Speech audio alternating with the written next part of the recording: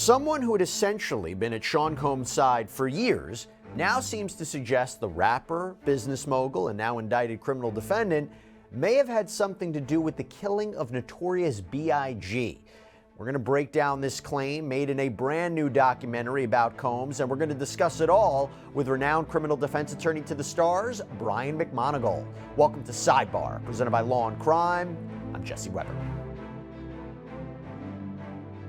One of the greatest unsolved crimes in the last 50 years has been the murder of Notorious B.I.G. Christopher Wallace. Happened back on March 9th, 1997. The rapper was gunned down in a drive-by shooting out in Los Angeles after Vibe magazine's Soul Train Awards party at the Peterson Automotive Museum. And though there have been theories and speculation and rumors, no arrests have ever been made in connection with this killing. But now, an accusation has surfaced that perhaps Sean Diddy Combs, the man we have been focusing upon a lot lately, could have been involved somehow in this shooting. And this insinuation comes from Gene Deal. Now, Gene Deal is Combs' former bodyguard, who has been quite outspoken about Combs recently, especially after Combs has been accused of sexual assault in multiple lawsuits and currently sits in a Brooklyn detention center awaiting trial on federal sex trafficking, racketeering, and prostitution charges. His trial is currently scheduled for May 5th, 2025. But you see, Mr. Deal, who was reportedly Combs' bodyguard from 1991 to 2005, sat down for an interview in a new documentary called Diddy, The Making of a Bad Boy that aired on Peacock. And I want to read you what Deal said, because when he was asked about Combs and Biggie, he remarks, "So did he directly have something to do with it? He could have." And he bases that off of his perception that Combs was maybe acting a little weird leading up to the 24-year-old's death. He says on the show, "The week which Biggie was murdered, he was just acting real anxious and trying to get Big at this party. And what's crazy was Big was telling people he had to be in London, but Puff was telling people he ain't going to London that whole week." So you fast forward to the day of the party, and Deal says, "I'm sitting up at the Beverly Hills Hotel, and I get a phone call. It's about 9 o'clock. And they say, 'Gene, get ready, we going to the Vibe party.' I was like, 'We going to this party? We don't have no security.'" But according to Deal, he tried to warn Combs that this probably wasn't a good idea. He says, "Yo, Puff, I got some intel, bruh." He said, "What?" I said, "Yo, man, if we go to this party tonight, one of us gonna get killed. Somebody gonna die, because now we at East Coast, West Coast beef." He said, "Yo, Gene, I don't want to hear that S," so we all jump in the car. Now, this East Coast, West Coast beef was in reference to the infamous rivalry in the hip-hop world that lasted several years in the 90s between West Coast Death Row Records, so we're talking about Suge Knight, Dr. Dre, Tupac Shakur, who, by the way, was tragically killed in 1996 in Las Vegas. Actually, some believe that Biggie was killed as retribution for Tupac's death. And then on the other side, we have the East Coast. We have Bad Boy Entertainment, Bad Boy Records, Combs' label, with his artist Biggie. And when you think Diddy and Biggie, you're thinking hits like Mo Money, Mo Problems, It's All About the Benjamins, Victory. So Deal explains what happens when they all leave the Vibe party. Quote, "I was in a car with Puff, Big was in his own car, and the next thing you know, you hear pow, pow, pow, pow." The FBI has stated, by the way, that Biggie was in the passenger seat of a Chevy Suburban when a Chevy Impala pulled up at a red light. A shooter just opened fire. Deal says after Biggie was shot 4 times, Deal tried to make sure that Biggie didn't go to sleep but kept talking to keep him alive. And according to Deal, they told him they were taking him to the hospital, to which Deal claims Biggie replied, "Just do it." And Deal says in the documentary, "That's the last thing I heard Big say." And they said the hospital was 2 blocks away, and that's the longest 2 blocks I ever seen in my life. Hey there, everybody. So I want to thank Morgan & Morgan for sponsoring this episode of Sidebar. Always love talking about them. Now, here is the incredible thing about Morgan & Morgan, and one of the reasons why I like talking about them so much. Hey, say something about our big wins. You're not supposed to come on camera. The reason Morgan & Morgan, America's largest personal injury law firm, is so big, and I'm sure you can guess it, is because they win a lot. And that's Don't forget huge verdicts. Yeah, they've won big verdicts. $6.8 million in New York, $26 million in Philadelphia. You see, the thing about them is they don't settle for lowball insurance offers from insurance companies, which is something. Mention that you can submit a claim from your couch at home and on your phone. Dan? They've completely modernized the process by submitting your claim, talking to your legal team. It's all done straight from your smartphone. Again, that's something With that 8 clicks or less. 8 clicks or less. Yes. You can see if you have a case in just a few minutes. 1,000 lawyers. We have over 1,000 lawyers. All right. now. You know what, Dan? If you really think you can do better, maybe you should just do it yourself. What Jesse was getting at is if you've ever been injured in an accident, you can check out Morgan & Morgan. You can submit a claim in 8 clicks or less. To start your claim, just visit forthepeople.com/LC sidebar. You came a little too close to me. It hurt me a little bit. I'm probably actually going to have to hire you guys now, but that was well said. That was well said. Now, going back to Combs, Deal says they go to the hospital. Biggie dies, by the way, less than an hour after arriving there. And Deal explains to Combs what's going on with Biggie. So Puff ran out the hospital door and he grabbed my arm. He said, Gene, we got to pray. We got to pray. We got to pray. And I knocked his hands off of me. I said, pray for what? And then he basically says that Biggie's dead, bro. He just was stunned. He just seemed like he had this look in his eye like he couldn't believe it, that he was dead. He couldn't believe it. Now, the documentary makes clear that Combs has always denied involvement in the killings of Biggie and Tupac. And in fact, Diddy's legal counsel issued a statement after the airing of this documentary saying Sean Combs unequivocally denies the baseless allegations being circulated in connection with this documentary. So I want to try to make sense of all of this with renowned criminal defense attorney Brian McMonagle of the firm McMonagle, Perry, McHugh, Meshach, and Davis. He has famously represented Bill Cosby, Meek Mill. Brian, so good to see you. You're a friend of the show. I'm so happy to see you. Happy New Year. I think you're probably going to be the last person I say Happy New Year to. I think we're at the point where I can't say it anymore. Isn't that a rule? Today's the last say day. it 2 weeks, right? What is it? You can't say it 2 weeks after? Yeah, I think we might have we might have exceeded the time limit. But Happy New Year. Happy New Year. So you're my last Happy New Year. So what do you make of these claims?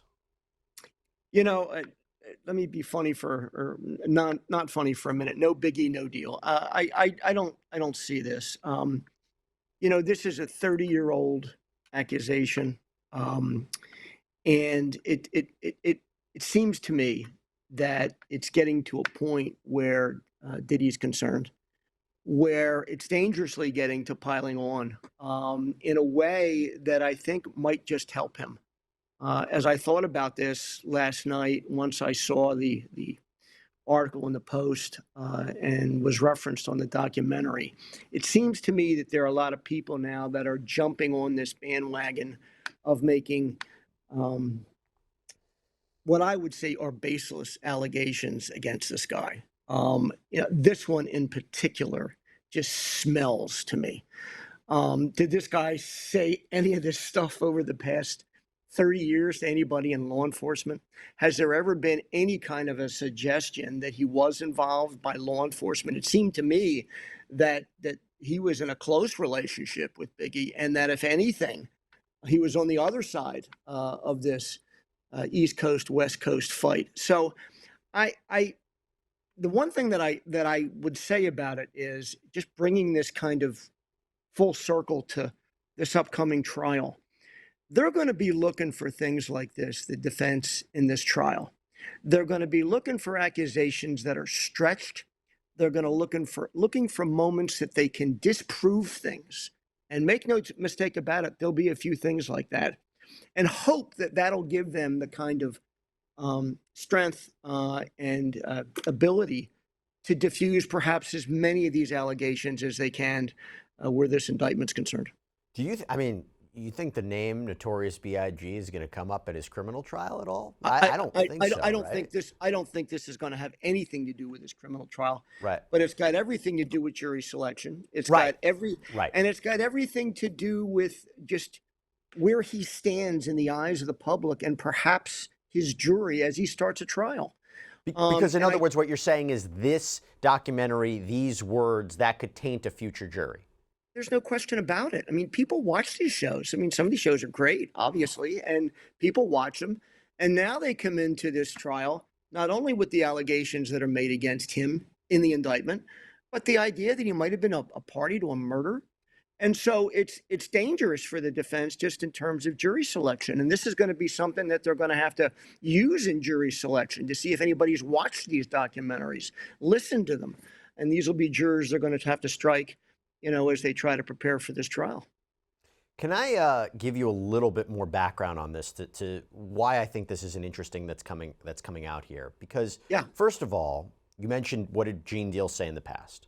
Well, Gene Deal apparently said back in 2003 on the Art of Dialogue show, wasn't no drive-by. The car was standing there at the corner. The stories they tell is not truthful. He previously told Vlad TV, and apparently this is backed up by an FBI investigation file that was obtained by The Sun back in 2018, and that it's possible Combs was the intended target. That's radically different than what we're saying now, that Sean Combs was the intended target that night. Yeah, it's night and day. I mean, that's really my point. I mean, you're reinventing history at some point. Before you know it, we're going to get. I think that if he was old enough, they might try and put him on the grassy knoll, Jess. I just think at some point in time, someone is going to cry on one of these things, and this might be the time. I mean, here's a situation where he goes from a potential target in a drive-by shooting to now a culprit in the murder. It's troublesome if I'm putting myself in the shoes of his lawyer, because I am worried now that all of this is just this avalanche of publicity, all negative, nothing positive, that you got to deal with in addition to the facts of your case.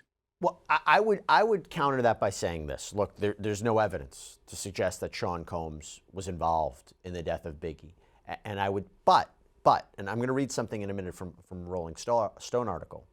The argument would be, if at any point in time in Sean Combs' life, if he was really going to be investigated for what he did in the past, right now, after being hit with so many lawsuits, after being hit with criminal charges, after having his bail denied, he's locked up, you're seeing more and more people come out, this would be the time that people would come forward with information about what they know of him in the past. And we know there's no statute of limitations on murder. So the reason people might be looking at this and saying, well, if something, we're going to get answers about Biggie and maybe Combs' role, whatever that might be, alleged role, now would be the time. The reason I say that, let's just keep that in mind, because there was an article that came out by Rolling Stone last year, and it was amid all the drama surrounding Combs. This was before his arrest. And it details how Combs liked Tupac Shakur. He admired his talent. But according to a source who was close to Biggie and other bad boy artists, Tupac didn't respect Sean Combs, that both he and Biggie saw Combs as a, quote, corny executive. And when this bond developed between the two artists, former bad boy president Kirk Burroughs says Combs became jealous. And reportedly, Biggie was planning to leave Bad Boy before he died. Now, I know a lot of this is speculation, people trying to read through the lines and trying to see if something else is there. But again, going back to the idea of if we were to have answers about Combs' alleged involvement in what happened to Biggie, I guess people are saying now would be the time. Yeah, I mean, that's certainly one way of looking at it. The way that I would look at it would be, now would be the time where people would be piling on with false accusations. And I'm really not trying to make the case for Combs. I don't represent him. But I think there's always a danger in stale accusations, particularly in a case like this where it's easy to pile on and easy to say anything you want about the guy. And because everybody's listening for the negative and no one's listening for the positive. So I hear you. I just think that, this is kind of part and parcel with what we've been seeing over the past several months in this case, which is just this avalanche of bad publicity, some legitimate, perhaps, and some completely incredible. And I'd have to put this one on that incredible side. Yeah, by the way, I mean, there are those who say it's the complete opposite. So, for example, retired LAPD detective Greg Kading alleged that Biggie was actually killed by a gang member and associate of Death Row Records exec Suge Knight. This was, again, revenge for the death of Tupac, who was killed 6 months earlier. Author Randall Sullivan also suggested that Knight was responsible, even claimed that he worked with a bent LAPD officer to carry out the killing, although to be clear about that one, the main source for Sullivan's story apparently had mental health issues and memory issues, but there's two competing narratives about what might have happened. You mentioned something interesting about jury selection.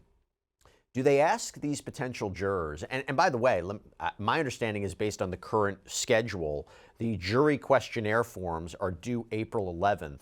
What do those forms look like? What are they asked on those jury questionnaire forms to prospective jurors? And once prospective jurors are brought in for a more thorough voir dire process, are they asked everything they know about Sean Combs? Are they asked maybe about East Coast, West Coast, Tupac, Biggie? Are they asked those questions? Well, the first thing that'll happen is both sides will submit them, and a judge will make a decision as to what the real questionnaire is gonna look like. From the defense side, the more the better. The more areas you can probe in a questionnaire, the better. And so you'll see every question under the sun, particularly as it relates to publications, newspaper articles, documentaries, and the like. Asking jurors perhaps to list every one they've seen, asking jurors if they've seen this one or that one. Now, whether that submission ever gets to a jury remains to be seen, because at the end of the day, the judge is going to take the government's submission and any objections the government has to what the defense is proposing. And then ultimately, they'll bring everybody in. They'll bring a panel of 100, or perhaps in this case, a couple hundred, and they'll have them fill out the questionnaires, whatever they look like. And then each side will get time to review those questionnaires, perhaps a day or so, to look at them. And then jury selection will begin. And a lot of times what they'll do in these high-profile cases, it's been my experience anyway, is they'll have the government and the defense get together and see if they can agree, after looking at the questionnaires, that there ought to be a pot that they just put what I'll say are going to be excluded jurors in. So they don't even have to bother with them during individual voir dire when they get into the courtroom. But it's really going to be up to this judge how he wants to do it or how she wants to do it. I think we have a male judge still assigned to this case. Yep. Yeah, and my guess is there'll be a very, very lengthy questionnaire that ultimately gets to these jurors. And if I'm the defense counsel in this case, and they've got preeminent counsel in this case, they're going to be asking everything under the sun. There were allegations in this indictment, and also specified in a lot of the lawsuits, that Sean Combs is essentially a gangster, right? That he's operating a criminal enterprise, that it involves guns, and there are these beefs that he has with other people. So I'm curious to see if anything like Suge Knight or Tupac or Biggie comes into the course of the trial. I do have a question, and I think it's important for you to clear it up here. There are those who say, well, wait a minute. Guys, listen, they just raided his homes last year. They got a collection of all of this evidence. Who knows what they found? How does it work if they found something, investigators found something during their search, so they're searching for evidence of sex trafficking and racketeering, and during the course of their search, they find something else? Would we have known about it by now, right? If they found evidence that maybe really did link them to a murder, wouldn't we know about that right now? Maybe not. You tell me. How does it work with if they find something during the course of the search that maybe they didn't intend to find? Well, it happens quite often, and it'll result, if the evidence is substantial enough and corroborated enough, to perhaps a separate indictment. I would think you'd know about it here because there's been a huge exchange of discovery, I'm sure, already, and will continue. And unless there is some effort made by the government to seal certain evidence, because it's not part of this indictment, and it wouldn't be part of any defense strategy, but it might be the subject of a new grand jury that's going on somewhere, you might not see it. And I'm not saying that happened here, but every now and then they'll go looking for, thefts and all kinds of other crimes, and they'll find something that leads to something much larger. And perhaps it could even be a homicide. I wouldn't expect that here, but Right. You never know. You never know. And let me just end on this point. Again, no evidence to connect Sean Combs to the death of Biggie. And I will tell you, in my perspective, I've always just seen them as incredibly close. I remember as a kid when Combs released I'll Be Missing You, that tribute to Biggie after Biggie's death. And by the way, he spoke at his funeral service. And by the way, just talking about the impact that Christopher Wallace, Biggie, left. So his body was driven in a hearse through Brooklyn and several thousand people, they showed up to mourn him, pay their respects. Remember. That's how much of an influence he had. You remember that? It was reported by the New York Times that his service was attended by more than 350 people, included Flavor Flav, Mary J. Blige, Queen Latifah, Mayor David Dinkins, of course, Combs spoke. So, you know, I understand people still want answers to this because he still left such an impactful legacy, and his death at 24 years old is just such a tragedy. No question about it. And, you know, you put it that way. And as I think about it, imagine if you're Sean and you're sitting there in a jail cell facing these enormous allegations against you, and you pick up or you get the opportunity to hear that now somebody somewhere is suggesting you had something to do with a close friend's death. Got to be tough stuff, I got to tell you. For a guy who certainly would seem to me to be innocent of that accusation. Yep. We will continue to monitor it and see what happens, but it made its way in a big documentary. And oh, by the way, I should tell you, just real quick about the documentary and whether any of the producers have any liability here. Let me ask you about this. Do the producers of this documentary put themselves in any hot water? Because Ari Mark, who is the executive producer of the doc, told the New York Post, we were really careful about making sure that we weren't saying necessarily that these things happened or that these things are necessarily true. But do the documentary, the words of Gene Deal, any trouble there? Well, I wouldn't say for the producers. They're only providing what is being said. But if they take it the next step, they got to walk a careful line there, because the next thing they could be hit with is a defamation action. And I'm guessing that their in-house counsel made sure they walked that line and put as many caveats as they could into it, not suggesting that this was an allegation against Combs. But better be careful, particularly when you're dealing with something like this. Yep. Brian McMonagle of the firm McMonagle, Perry, McHugh, Meshack, Davis, thank you so much for coming on. Really appreciate it, sir. Good seeing you. Happy New Year. All right, everybody, that's all we have for you right now here on Sidebar. Thank you so much for joining us. And as always, please subscribe on Apple Podcasts, Spotify, YouTube, wherever you get your podcasts. I'm Jesse Weber. I'll speak to you next time.